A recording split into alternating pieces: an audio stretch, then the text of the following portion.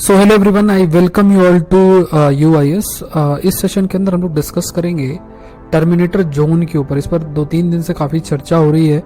Terminator zone क्या है और इसके कुछ एस्पेक्ट को समझेंगे और इसको लिंक भी किया गया है एलियंस के माध्यम से। मतलब जो लाइफ है एक्स्ट्रा टेरेस्ट्रियल अदर देन अर्थ या हमारे सोलर सिस्टम के बियॉन्ड अगर लाइफ एग्जिस्ट करती है, सो इस टर्मिनेटर जोन में एग्जिस्ट कर सकती है क्या, इस पर काफ़ी समय से जो है चर्चा चल रही है। और इस पर अभी जो एक नई रिसर्च पब्लिश हुई है, इसके बाद ये और भी इम्पोर्टेंट हो जाता है। तो साइंस एंड टेक्नोलॉजी का एक इम्पॉर्टेंट टॉपिक है, लेट्स डिस्कस।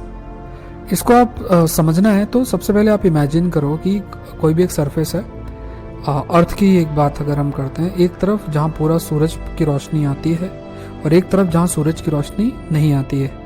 अगर ऐसी स्थिति बनती है जहाँ पे एक तरफ सूरज की रोशनी आती है और एक तरफ सूरज की रोशनी नहीं आती, तो एक तरफ हमेशा दिन रहेगा, एक तरफ हमेशा रात रहेगी। अगर डूम्सडे की बात किया जाए, जैसे अब एलियंस की बात किया जाए, तो उसमें ये चीज़ हाईलाइट रहती है कि उनके लिए ऐसी स्थिति में रहना डूम्सडे रोज का ही होगा। डूम्सडे का मतलब हुआ कि ऐसी स्थिति जहाँ पूरा सिस्टम, पूरा अर्थ तबाह हो जाए, ऐसी स्थिति। सो एक तरफ पूरे तरीके से रात है और एक तरफ पूरे तरीके से दिन है। ये एक सिनारियो देखने को मिलता है कुछ ऐसे स्टार्स के अराउंड जो प्लैनेट्स प्रेजेंट है वहाँ पे। सो नई स्टडी ये कहती है कि ये जो टर्मिनेटर जोन्स हैं, टर्मिनेटर जोन्स का मतलब क्या हुआ कि ऐसे प्लैनेट्स जैसे कुछ ऐसे छोटे स्टार्स हैं, डॉर्फ स्टार्स हैं, उनके अराउंड जो प्लैनेट्स प्रेजेंट हैं, उन प्लैनेट्स में एक तरफ स्टार की रोशनी या जो वहाँ का सन आप मान सकते हैं, ये स्टार है, उसकी हमेशा बनी रहती है और एक तरफ हमेशा डार्क रहता है। उसके बीच में एक एरिया है, उसे टर्मिनेटर जोन कहते हैं। और कहा जा रहा है कि जो टर्मिनेटर जोन्स ये प्रेजेंट है, इसमें जो एक्स्ट्रा टेरेस्ट्रियल लाइफ, मतलब life other than earth that can exist इस रीजन के अंदर, जो लाइट और डार्क एरिया के अराउंड लोकेटेड है। ऐसे जो प्लैनेट्स होते हैं जहाँ पे एक तरफ पूरे तरीके से दिन है और एक तरफ पूरे तरीके से रात का समय है। तो ऐसी स्थिति में ये जो प्लैनेट्स हैं, इन प्लैनेट्स में जो टर्मिनेटर जोन एग्जिस्ट करता है, वहाँ पे लाइफ एग्जिस्ट कर सकती है। ऐसे कई साइंटिस्ट जो हैं उनका मानना है। ऑल्दो दो एक्सट्रीम सिचुएशन जो एग्जिस्ट करती हैं इन प्लैनेट्स के अंदर, प्लैनेट्स के अगल बगल, जिधर सूरज बहुत अधिक है उधर भी लाइफ एग्जिस्ट नहीं कर सकती। जहाँ पे बिल्कुल भी सूरज की रोशनी आ रही है वहाँ पे भी लाइफ एग्जिस्ट करना मुश्किल हो जाता है। ऑल्दो जो वाटर है एक फ्रीजिंग पॉइंट में जो है वो एग्जिस्ट कर सकता है। इट मीन्स पोटेंशियली वो आइस से वो रीजन कवर्ड हो सकता है जहाँ पे सूरज की रोशनी बिल्कुल भी नहीं पहुँच पाती। जो नाइट साइड है जहाँ सूरज की रोशनी नहीं पहुँच पाती है, वहाँ ग्लेशियर एग्जिस्ट कर सकते हैं। अब ऐसे जो प्लैनेट्स हैं जहाँ पे टर्मिनेटर जोन एग्जिस्ट करता है, ऐसे प्लैनेट्स ज़्यादातर देखा जाए तो जो एम डॉर्फ स्टार्स आप मानो कि ये फॉर्म ऑफ स्टार्स है जिनकी साइज बहुत ज़्यादा बड़ी नहीं होती है, जो कि नियरली अगर पूरे यूनिवर्स में देखा जाए तो 70% ऐसे ये स्टार्स प्रेजेंट है।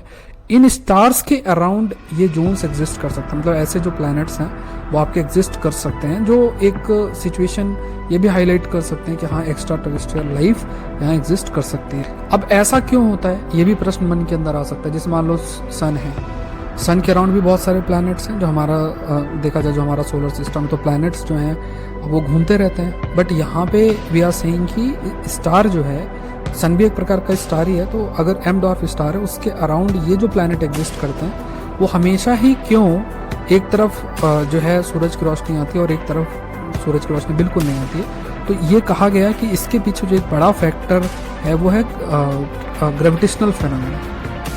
इसका मतलब ये है कि जो ये स्मॉलर स्टार्स हैं और उसके अराउंड जो प्लैनेट्स प्रेजेंट हैं वो एक तरफ लॉक से रहते हैं। मतलब बिकॉज ऑफ द ग्रेविटेशनल जो फेनोमेना है या जो आपका ग्रेविटेशनल पुल है जिसके माध्यम से ये जो स्टार्स हैं इनके अराउंड जो एक्सो प्लैनेट्स या जो प्लैनेट्स हैं ये लॉक्ड से रहते हैं। As a result of which हमेशा ये प्लैनेट जो स्टार है उसको फेस करते हैं। सो ऐसे ही जो टर्मिनेटर जोन्स हैं वो प्लैनेट्स के अंदर एग्जिस्ट करते हैं जहाँ एक तरफ लैंड है और एक तरफ ओशियंस जो हैं वो प्रेजेंट है। और अगर सपोज एक तरफ लैंड है और एक तरफ पूरे तरीके से वाटर है, अगर बहुत ज़्यादा वाटर भी प्रेजेंट होगा तो वो water because of high temperature it can evaporate also. तो जो सरफेस है उस सरफेस के ऊपर क्योंकि पानी पूरा इवापरेट होगा तो पूरा का पूरा जो पानी है वो वेपर के फॉर्म में प्रेजेंट हो सकता है। सो यहाँ पे आपको ये समझना है कि जो टर्मिनेटर जोन है, एक तरफ सूरज की रोशनी बहुत ज़्यादा है, एक तरफ नहीं है, बीच में टर्मिनेटर जोन है।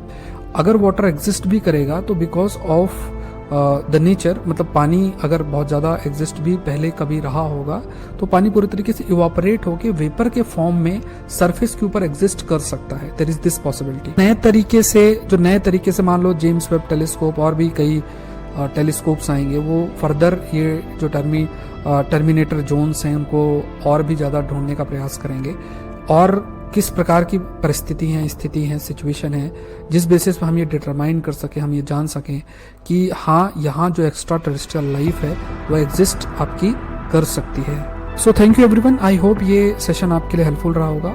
ऐसे बहुत सारे टॉपिक्स हम लोग डेली बेसिस में डिस्कस करते हैं। ऐसे वीडियोस के लिए जरूर से UIS चैनल को सब्सक्राइब करें। द हिंदू का सेशन आपका 8:30 से 9 बजे के बीच में आपका होता है। ऑलरेडी लाइव जो कैटेगरी है, लाइव कैटेगरी जो आपको दिखेगी, वहाँ पे आपको द हिंदू का वीडियो जरूर से मिलेगा जो डेली बेसिस में होता है। आप उसको करें और अपनी प्रिपरेशन को अच्छा करें। और कई सारे topic, science and technology, geography, सारे टॉपिक्स आपके कवर होते हैं। अगर IAS की एग्ज़ाम की तैयारी कर रहे हैं तो IAS एग्ज़ाम की तैयारी कर रहे हैं तो अनअकैडमी से जरूर से जुड़े। You have to use the code SPLIVE, link description box में दिया है।